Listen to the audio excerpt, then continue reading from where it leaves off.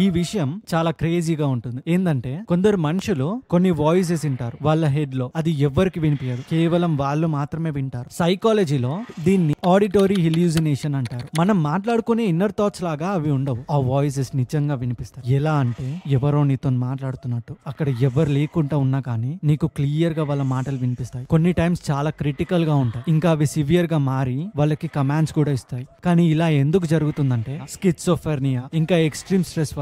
దానివల్ల బ్రెయిన్ ని హ్యాక్ చేసినట్టు అవుతుంది. బ్రెయిన్ లో కొన్ని ఏరియాస్ వాటికి అవే యాక్టివ్ అయిపోతాయి, అవి సౌండ్ ని ప్రాసెస్ చేస్తాయి. నిజమైన సౌండ్ లేకున్నా గానీ కొత్తగా క్రియేట్ చేస్తుంది. ఒక్కసారి ఇమాజిన్ చేయండి, మీరు ఫోకస్ చేయాలనుకుంటున్నారు కానీ పక్కన నుంచి నీకు కొన్ని మాటలు వినిపిస్తున్నాయి, నిన్ను కామెంట్ చేస్తున్నాయి, నీతో ఆర్గ్యుమెంట్ పెట్టుకుంటున్నాయి.